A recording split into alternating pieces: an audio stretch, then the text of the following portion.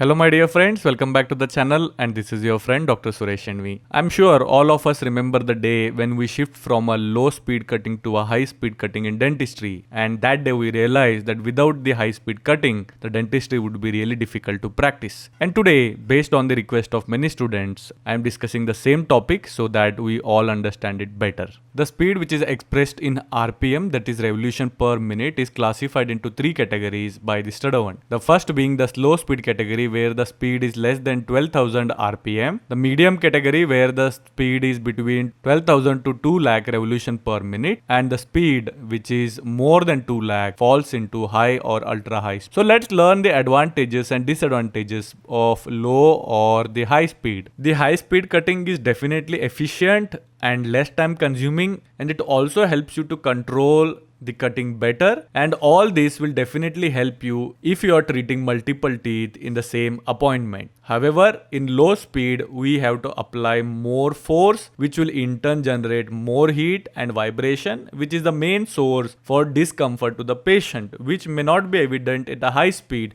because the heat generated will be taken care by the coolant and the vibrations which are generated are very less. However, not everything is bad with the low speed handpieces. The tactile control, that is the feel of cutting, is actually better at low speed compared to high speed, and that's why most of the textbooks recommend that if you are doing a caries excavation, it is always better to do at a low speed. For cutting of the tooth, we require powered rotary cutting instruments which can utilize this amount of speed, and those are called as dental handpieces. And these handpieces basically derive energy from two units. They can be either air driven or the electric driven. The air driven uses the air compressor to generate the amount of force and energy, and the electric driven uses a specific motor which can give you the specific speed and the torque. The air driven generates around 20 watts of cutting power. However, the electric driven has a better cutting power, that is 60 watt, because of its efficient motor. In fact, because of this increase in power, the torque which is provided by the electric motor is far superior compared to the air driven handpieces. I'm sure all of us can relate the torque in the clinical practice very often. A unit with less torque will stop cutting a hard to structure if there is a lot of energy which is required and the energy is beyond its capacity. This stopping of the handpiece is called as stalling. Stalling is very less in the electric motors because of its increased power, and also the control over the speed is better because it is the electric motor which maintains the speed. But in spite of all these advantages, the electric driven one are very expensive, and that's why they were not able to completely replace the air driven one. Now let's learn about the cutting tools and what are the parts of the cutting tools which we use with the handpieces. Basically, the cutting tools have three parts, that is the shank, neck and head. The shank is the part which fits in the handpiece, and as you can see in the red box, this is the part which indicates the shank. There are basically three types of shank, that is the straight, latch and friction grip. As you can see in this image, the straight shank is really long, and that's why it is mostly used for lab procedures in straight handpieces. The second type of instruments have latch type of shank, and the length is greatly reduced compared to the straight type of shanks, and these are mostly restricted to low or medium speed cutting of cavity preparation. This fits in a tube in the handpiece, and because of its specific design, there is a lock which will try to hold it into the handpiece. However, at the high speed, this will end up creating a lot of vibrations. And that's why at high speed, we always use instruments with friction grip type of shank. And because of its close approximation with the cartridge, they have a very less tendency to produce the vibration. And along with the reduced length, they allow the treatment possible in posterior teeth. The second major part of the cutting tool is called as neck, and the neck is always converging from the shank to the head. This convergence helps to increase the visualization for the operator, but it should never be overdone because it will end up increasing the chances of fracture between the head and the neck. The third major part of the cutting tool is called as head, and there are two types of heads available. The first being which is made up of blades, and the second may be made up of abrasives. We often hear the term called as dental burr, and the burr basically means that it is any rotating instrument but that should have a bladed cutting cutting head. This implies that the abrasive cutting instruments are not termed as dental burrs. The dental burrs are generally made up of two metals, one being the carbide or the tungsten carbide and the second being the stainless steel. The stainless steel burrs are very popular because they were very economic to manufacture. However, the cutting efficiency is less, that's why it is more useful at low speed and to cut softer substances like dentin. So if you want to cut harder substances like enamel or work at a higher speed, we use the burrs which are made up of carbide and they have a better cutting efficiency. Also note another important point for the exam, that the carbide burr generates less amount of heat compared to the stainless steel burr. That's why they are better for the pulp. But in spite of all these advantages, if you are using it at a low speed, then the cutting efficiency will be lost very fast. And if you are giving a sudden blow to the burr when it is running at high speed, they will fracture because they are brittle. Also, they are very expensive compared to the stainless steel burrs. So in order to reduce the cost and get the benefit of the cutting efficiency, the manufacturer will make the head of a carbide and rest of the part will be made from the stainless steel. Since the introduction, the burrs have seen lot of modification. The first change being the introduction of smaller burrs which make the work easier on the posterior teeth. Then you also got the burrs with rounded corners which will increase the primary resistance form of the teeth and also increase the life of burr because there is no sharp corners which are prone for chipping. And then there were burrs with extra long heads which are generally useful if you are treating a long tooth. And these are denoted by the letter L which is generally printed along with the numbers of the burr. And then there was introduction of crosscut burrs. Crosscut burrs were introduced specially for those burrs which run at a medium and low speed. When a blade tries to cut the tooth surface, first it has to engage on the tooth surface. And if you want to engage it with the tooth surface, it requires some amount of minimum perpendicular force. And the force will be more if you have a longer blade length. And by making the cross cuts, that is the notches on the total length of the blade, you are actually reducing the overall length of the blade which is coming in contact with the tooth surface, which will in turn increase the cutting efficiency of the burr at low or medium speed. Although these notches produce a ridge over the tooth surface, but those ridges were cleared by the next upcoming blade. Now you may ask me why not use cross cuts at a higher speed if they are so efficient. And this is also very commonly asked in the exam and the students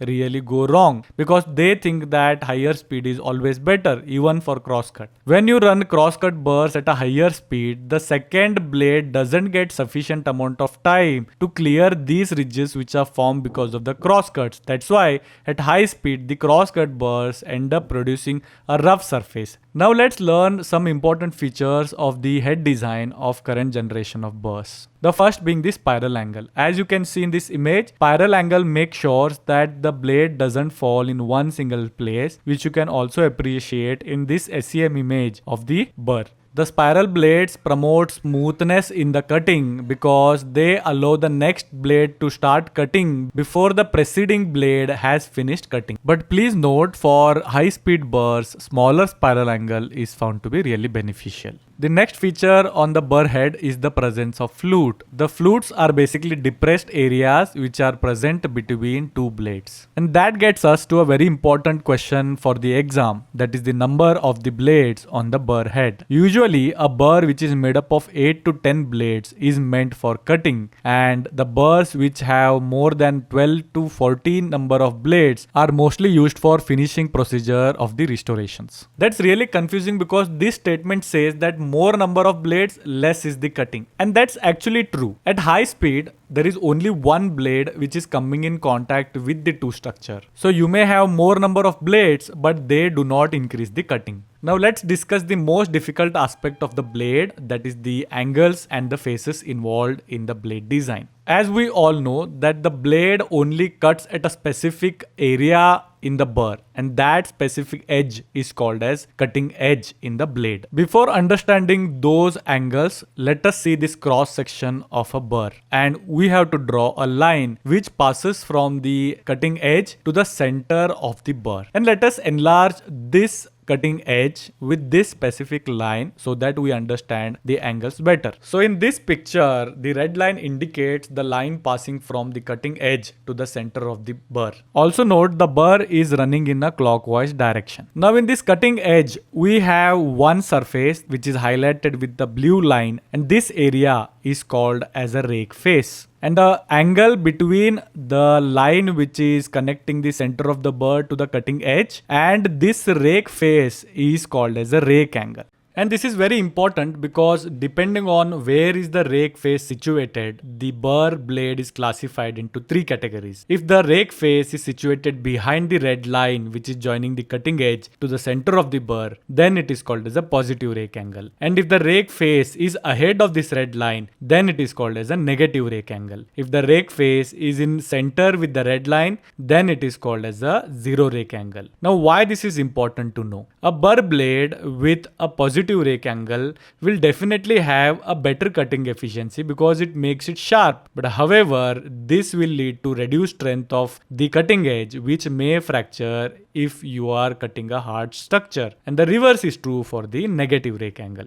Now let's go back to the earlier image. In this image, you can see that area which is highlighted by the green line indicates a face. And this face is called as clearance face. So clearance face is always behind the cutting edge and the rake face is always ahead of the cutting edge, that is towards the direction of rotation. Now when the cutting edge touches the surface where it is meant for cutting, then there is an angle formed between this surface and the substance which you are going to cut, and this angle is called as clearance angle. Now what is the significance of this angle? If you do not have sufficient clearance angle, then the back of the burr will rub against this surface and also the debris will get accumulated here, which will reduce the cutting efficiency of the next cutting edge which will come in this area. But unfortunately, having more clearance angle is also not good for the health of the cutting edge. Having more clearance angle means reducing the width of the cutting edge, and that width we generally express based on the edge angle. So the edge angle is formed between the rake face and the clearance face. Greater the edge angle means greater the width of the cutting edge. So all these angles are related to one another. If you are making a blade with more positive rake angle, then you are decreasing the edge angle, which will in turn make the width of the cutting edge less. That's why making it more susceptible to fracture. Similarly, if you make a clearance angle more, then that also reduces the edge angle of the blade. So the obvious question is, how do you decide this angle? This depends on multiple factors. Most often it depends on the type of material you are cutting and also the material used to make the burr. For example, if you are cutting a hard substance, then there is more chances of fracturing the blade. So in such situations, you will require a negative rake angle so that you can increase the strength of the cutting edge.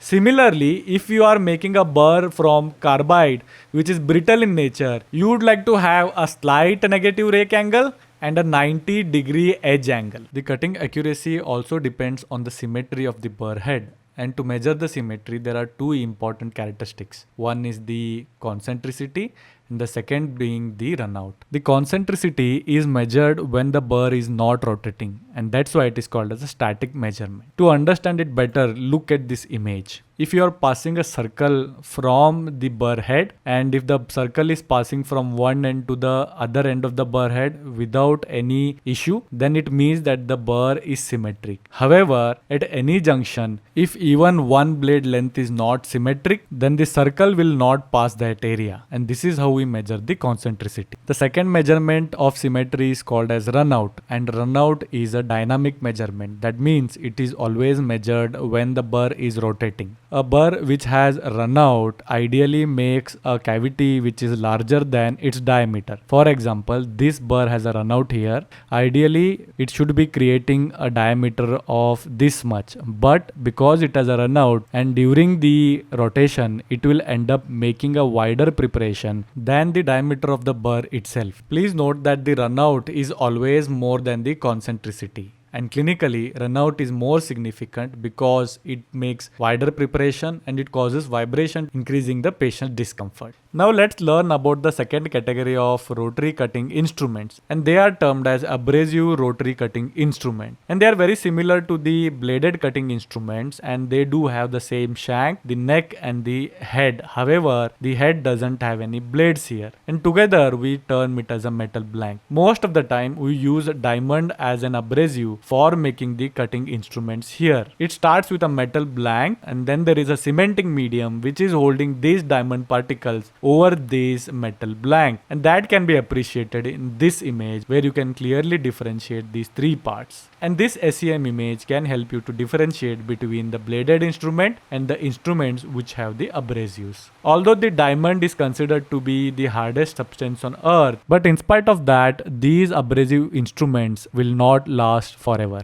And that's not because of the diamond, but it is because of the loss of cementing medium which is holding the diamond over the metal blank. And this cementing medium will be lost if the operator applies excessive pressure in order to increase the cutting efficiency. Diamond abrasive cutting instruments are actually more popular than the bladed cutting instruments because they have a long life and they have great cutting efficiency against the dentin and enamel. And depending on the size of the abrasive particles on these instruments, your cutting efficiency and the finish of the surface will be decided. Apart from the diamond, we also have different abrasive materials which are used to make such instruments, but most of them, they are mostly restricted for finishing and polishing procedures, and those are available in two forms, the first being the mounted and the second being the coated one. The mounted type of abrasive instruments are manufactured by molding the abrasive particles in a specific shape, and then they are fused to the shank. The mounted heads are often termed as points as well as stones, and these are